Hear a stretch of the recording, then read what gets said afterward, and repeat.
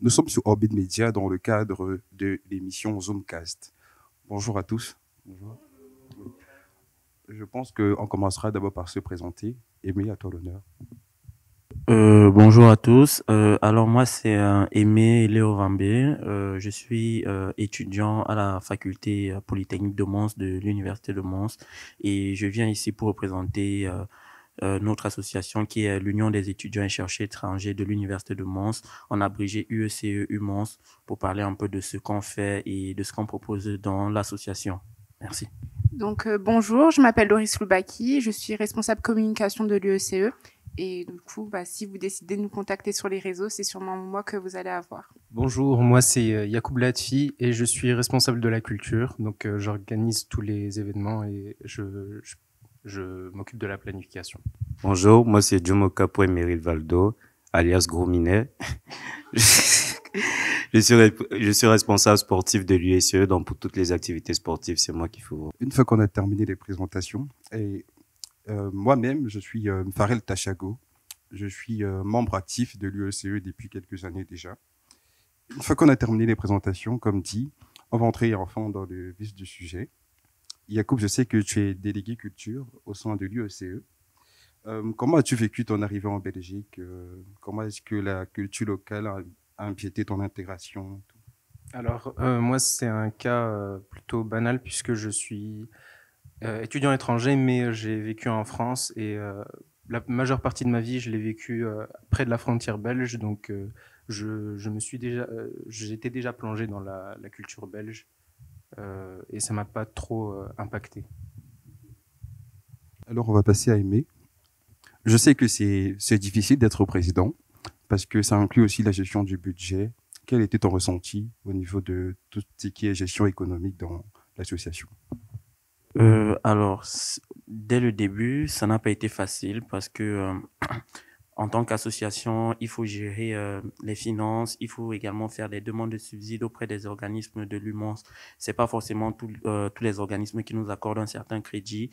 Il faut beaucoup batailler, il faut beaucoup se balader derrière eux pour avoir des fonds nécessaires pour l'organisation. Mais heureusement, dans l'association également, on a le soutien. On a deux magnifiques trésoriers qui nous aident dans la gestion, à qui on essaie généralement de s'accorder tous les trois pour voilà, tout ce qui est entrée et sortie d'argent dans l'association, de budgétiser toutes les dépenses en fonction des événements qu'on a.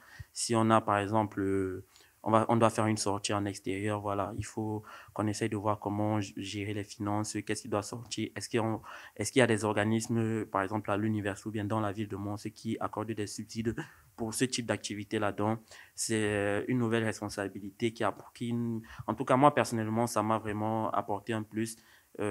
Gérer les finances, voilà, apprendre à faire des bilans comptables, apprendre à faire des bilans pour des entrées et sorties d'argent dans l'association. Donc, dès le début, ça n'a pas été facile pour moi en tout cas, mais avec l'habitude, on apprend rapidement. Vu qu'on est des étudiants, donc on a le cerveau, il est là pour acquérir de nouvelles connaissances et voilà. C'est pas facile au début, mais avec le temps, on s'est vraiment habitué à tout ça. Alors, merci Aimé. Maintenant, je vais me tourner vers Loris. Tu as mentionné que tu es délégué communication.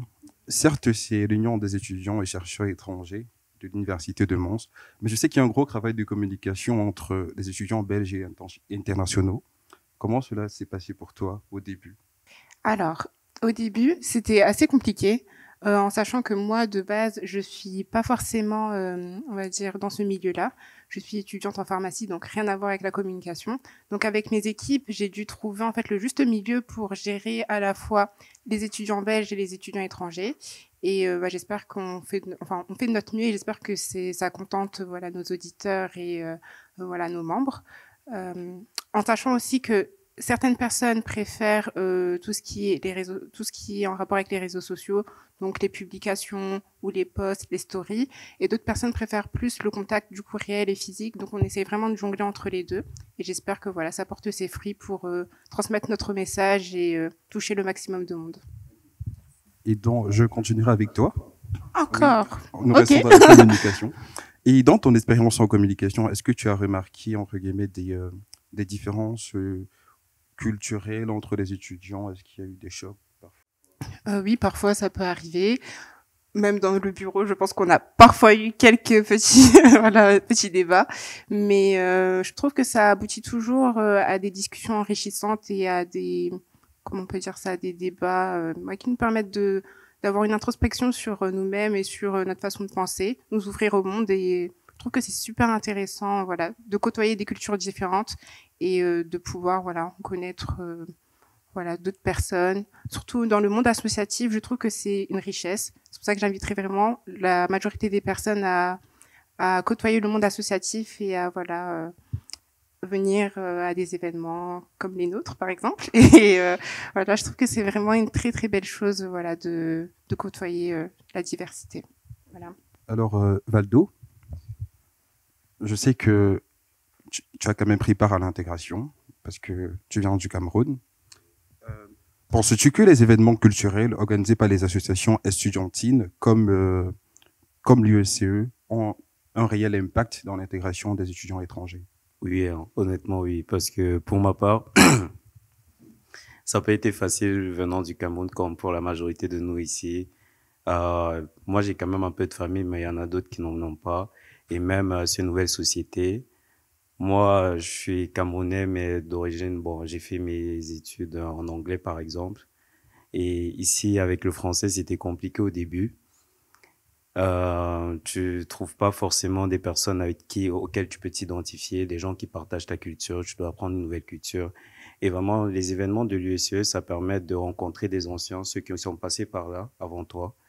Tu les rencontres, ils t'aident à t'adapter, à trouver ton rythme dans cette société qui est nouvelle et vraiment qui continue comme ça et ouais, vraiment qui continue à nous faire rêver et à faire en sorte que on s'attaque de plus en plus. Eh bien, je te passerai le micro. Alors, sur le plan de l'accompagnement financier, est-ce que tu trouves que les universités font assez? Est-ce qu'elles accompagnent assez les associations estudiantines, notamment les associations des étudiants étrangers, sur le plan financier? Alors, sur cet aspect-là, on ne va pas dire que les universités ne nous accompagnent pas. Chaque année, il y a un budget qui est alloué aux cotes associatives dans les associations estudiantines au sein de l'université de Mons. Et, les activités culturelles, en tout cas, sont couvertes par le MUMONS, par le musée de l'université de Mons. Mais on aimerait plus un certain appui parce que au fil des années, nos événements sont de plus en plus grandissants et ils demandent plus d'investissement, que ce soit sur le plan financier, que ce soit sur le plan humain.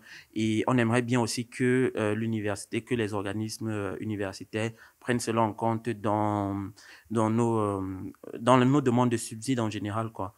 Donc, avec le temps, il faudrait également que tout ça évolue parce que, par exemple, là, on est en train d'organiser le gala. C'est un événement, voilà, qui nous demande des milliers d'euros pour l'organisation. Et on n'a pas forcément ces fonds-là propres nous-mêmes dans le compte. On est obligé, voilà, parfois de compter sur des partenaires extérieurs et tout et tout. On aimerait plus que l'université apporte un meilleur appui que celui qui est donné actuellement pour notre association en tout cas et pour toutes les autres associations qui ont pour but de défendre les droits et l'intégration des étudiants étrangers. Alors, Loris, par rapport à la communication, comment est-ce que tu vois, quel est ton avis, si c'est plus précis, par rapport à la communication interne déjà dans le bureau et externe, comment est-ce que tu perçois ça? Est-ce que ça favorise l'intégration des étudiants internationaux? Alors, bien évidemment, surtout au niveau des réseaux sociaux, parce que je dirais que notre génération est beaucoup connectée, donc c'est primordial d'avoir une présence médiatique. Donc déjà, ça, c'est très important. Maintenant, concernant Mons, vu que c'est quand même une petite ville, je trouve que c'est important aussi d'avoir une communication assez importante de proximité. Donc, par rapport au cercle homologue, par rapport, voilà, aux différents modes, aux membres, excusez-moi, je trouve que c'est très important qu'on puisse, voilà, discuter, partager les informations, partager les événements. Comme là, par exemple, le 3, on a une soirée réseautage. Ça va nous permettre également de pouvoir, voilà, discuter de nos projets, discuter des différentes visions de l'USCE, des différents, voilà, aboutissants. Et je trouve que, voilà, c'est très important à ce niveau-là de pouvoir communiquer.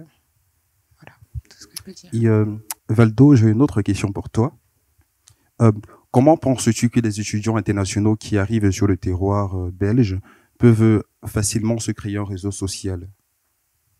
En vrai, le meilleur moyen, c'est de participer aux activités. Et grâce aux associations comme l'USCE qui organisent pas mal d'activités tout au long de l'année, quand tu viens d'arriver et que tu es seul, le meilleur moyen, c'est d'aller à ce genre d'activité parce qu'il y a pas mal de gens qui sont comme toi, dans la même situation comme toi. Par exemple, moi ici, je connaissais pas Aimé. On était tous seuls, je connaissais pas Loris, je connaissais pas Yacoub. Mais grâce à l'association, on est tous là, on rigole, on passe nos journées ensemble. Voilà. Donc, le meilleur moyen, c'est de participer aux activités des associations. Et comme Loris a dit, avoir une proximité avec le milieu associatif. Parce que ça t'ouvre un grand réseau, que ce soit à la fois amical, même pour les cours et tout. Et ça aide beaucoup. Et Yacoub, je viendrai vers toi maintenant en tant que délégué culture. Je sais que il y a des barrières parce qu'on regroupe tout sous le thème d'étudiants internationaux, mais il y a des barrières déjà entre les différents étudiants. Toi, tu es marocain d'origine. Il y a des Camerounais, il y a des Ivoiriens et tout. Quelles sont les activités que vous avez eu à organiser qui ont le plus marqué un impact positif sur le compte de briser les barrières? Parce que c'est aussi important. Là, tout de suite, comme ça, je pense surtout aux soirées-jeux. Les soirées-jeux, puisque c'est vraiment... on regroupe plusieurs personnes autour d'une activité assez ludique et tout le monde s'amuse, tout le monde peut parler, discuter et échanger à propos de eux-mêmes et connaître plus l'autre. Donc je pense que c'est vraiment ce genre d'activité qu'on organise. On n'organise pas que ça, bien sûr. L'année dernière, on avait aussi fait la soirée... non, une sortie au musée. Et c'était assez intéressant de découvrir une autre culture. C'était une culture surtout centralisée sur le Congo. Et c'était assez intéressant. Il n'y avait pas que les étudiants internationaux, il y avait aussi d'autres étudiants qui voulaient venir découvrir et partager un peu la culture avec tout le monde. Donc je pense que c'est ce genre d'événement qu'on fait qui aide à l'intégration des étudiants internationaux et ça permet plus de proximité avec les étudiants belges et européens. Okay. Je reviendrai vers toi, Aimé, parce que, comme j'ai dit, on a la chance d'avoir un président. Comment penses-tu qu'on peut améliorer, entre guillemets, le renseignement de l'étudiant étranger sur les opportunités financières et les aides financières allouées par les universités et tout? Alors pour ça, il faudrait déjà pour moi que l'étudiant en lui-même essaye de rentabiliser toutes les ressources dont il dispose au sein de l'université. Il y a pas mal de services universitaires qui proposent des accompagnements pour les étudiants qui soient nouvellement arrivés au sein de l'UMONS, par exemple. On a le service UHELP, on a le service AOE, il y a plein de services. Et nous, en tant qu'association, on organise, par exemple, cette année, on a eu organisé notre soirée, notre Welcome Day, le lancement de nos activités. Et au cours de cette soirée-là, on a eu à présenter tous les services, le service UPSI, le service AOE, le service UHELP, tous ces services-là qui sont là pour accompagner les étudiants au cours de leur cursus. S'ils ont des difficultés, que ce soit d'ordre académique, que ce soit psychologique, il y a le service UPSI qui est là. Et même pour des aides financières, il y a le service social qui accorde des bourses alimentaires, même pour les frais académiques et tout, et même c'est possible d'avoir des mois de loyer qui sont soldés par ce service-là. Donc, il y a pas mal d'accompagnement au sein de l'université. Nous, en tant qu'association, on va vers l'étudiant, on fait des mails constants via le mailing UMONS. On essaie de faire ces mails-là pour cibler les étudiants et vraiment les étudiants. Il faudrait qu'ils essaient de venir à nos événements, à venir rencontrer des personnes qui sont plus expérimentées pour avoir de plus amples conseils et mieux gérer tout cet aspect académique. D'accord. Merci pour ces informations que tu viens de nous passer. J'ai entendu parler du gala le 12 avril, si c'est exact. Ok. Déjà, l'année passée, j'ai participé personnellement, et je pense que tous ici avons participé. Je passerai la parole à Valdo, qu'il me dise quel était son ressenti du gala par rapport au gala l'année dernière. Un mot incroyable. Vraiment, c'était beau de voir toutes les cultures, la diversité surtout, c'était très importante l'année dernière. Et ouais, c'était vraiment incroyable. Il y avait plein de monde, plein de gens réaliser ça. Surtout que bon, je vais voir comment ça s'est passé au début. C'était plus un rêve et de le voir se réaliser comme ça, c'était une grosse satisfaction. C'était vraiment incroyable, juste vraiment incroyable.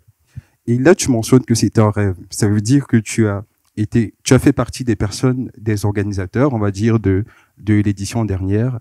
Et cette année également, tu fais partie des organisateurs. Effectivement. Alors, je pense que tu es la personne la mieux placée, je peux me permettre de dire ça. Comment est-ce que tu penses qu'on peut améliorer, rendre le gala plus utile et plus impactant pour les années futures? Est-ce qu'il y a des points sur lesquels on peut jouer? Honnêtement, pour moi, c'est déjà parfait. Je sais pas si c'est parce que je fais partie du truc que je le dis, mais c'est déjà bien.